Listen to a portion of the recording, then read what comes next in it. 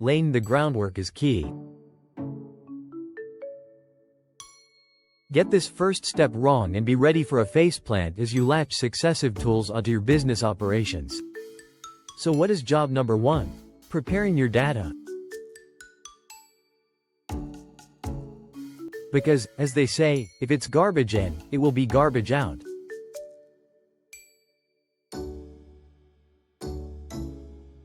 If you're like most small business operators, you have your information organized in separate vertical silos with apps that don't connect to each other. In a perfect world, it would be straightforward to set up connections among all of these vertical systems to flow into one digital home base. However, that's rarely possible.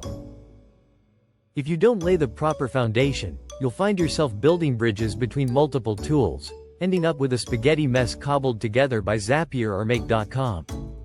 Your information flow will look something like this. Yikes!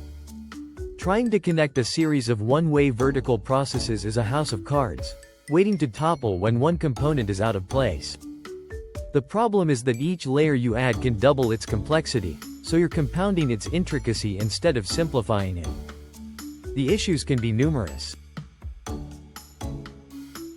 Large companies may be able to cope with these headaches, but for a small business, it can be a nightmare.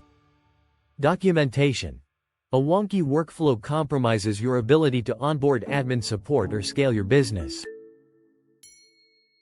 You probably won't be able to figure things out yourself, much less teach others.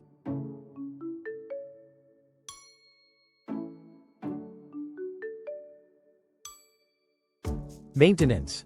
Keeping the system operable as each component app is updated to a new version or fix is a nightmare. Technical support. If you need assistance from outside your organization, identifying the right help will be a challenge, and it won't be cheap.